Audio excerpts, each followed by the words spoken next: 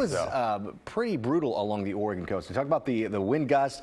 Garibaldi saw wind gusts almost 80 miles an hour with this storm, and now we're going to see some calmer conditions. But yeah, we saw wind, rain, and heavy snow, and that's now it's all calming down. At least for now. There's going to be a couple more systems that move on.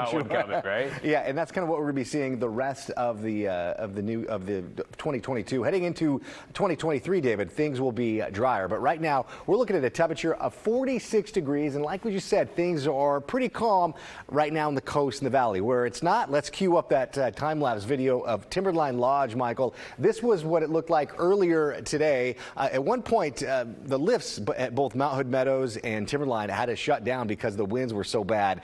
This was basically from late this afternoon into earlier this evening. And yeah, you're going to be looking at several inches of new snow. At one point, gusts were right around 65, 70 miles an hour up at those lifts. So it's going to be pretty snowy start to your day tomorrow up in the mountains, but also be traveling in that direction. It could be kind of challenging to even drive. Rainfall amounts today, I talked about this at the top of the show, just about a tenth or almost an inch over in Hillsboro. You saw over 2 inches yesterday at the Hillsboro Airport in downtown Portland. We've seen over 3 inches in the last couple of days, and up and down the I-5 corridor, you can see just how stormy conditions have been, because from Portland all the way down to Eugene were nothing but sheets of rain earlier today. And of course, yesterday with that record rainfall was the wettest day of the year. So the last couple of days of 2022 are going to be going out with a bang. We're going to be looking at another strong system move on shore, basically late tomorrow night and early Thursday morning. I'm expecting to see the heaviest bands of precipitation to arrive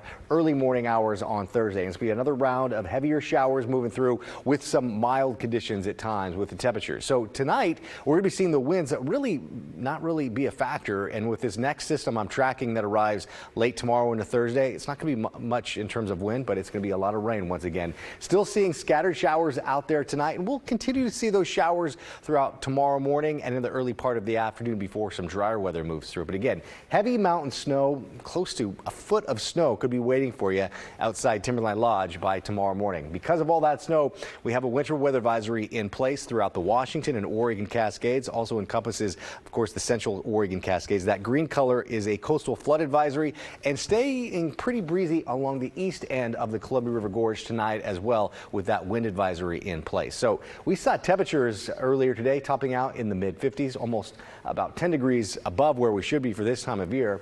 And this is where we're at so far, almost 7 inches of rain for the entire month of December.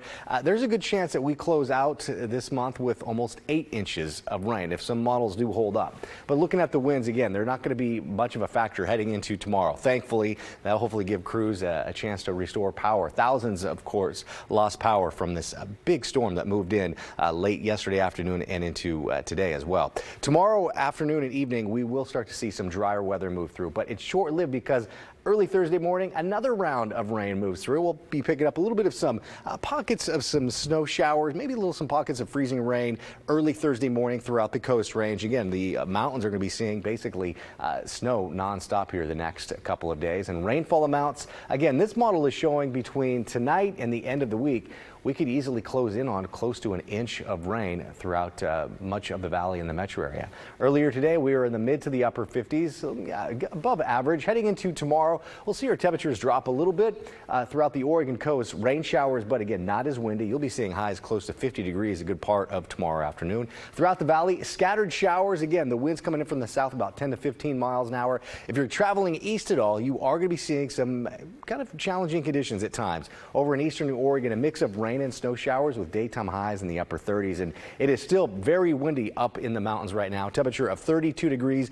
Gusts tomorrow will be anywhere from about 25 to 30 miles an hour, anywhere from 8 to 10 inches overnight tonight, another 5 to 7 by the end of tomorrow. And this model is showing basically tonight and all the way into next week, you could be looking at close to 2 feet of snow throughout the Oregon Cascades. Now, throughout the Columbia River Gorge, you're going to be looking at relatively quiet weather, which is good news considering how challenging it has been over the long I-84 the last couple of days. By midday tomorrow, we'll be seeing those showers back off a little bit. Temperature of 43 degrees. I'm forecasting a high tomorrow right around the upper 40s, and heading into Thursday, those showers move in early Thursday morning, drier by the afternoon, and then another round hits Friday, but David, by Friday afternoon, we'll start to see some drier weather, and I'm expecting to see mainly dry conditions to start off 2023. I was going to say, pretty sweet for New Year's Day with maybe a glimmer of sunshine there. What a way to go. We can take that to ring in the new year. All right, thank you, Joe.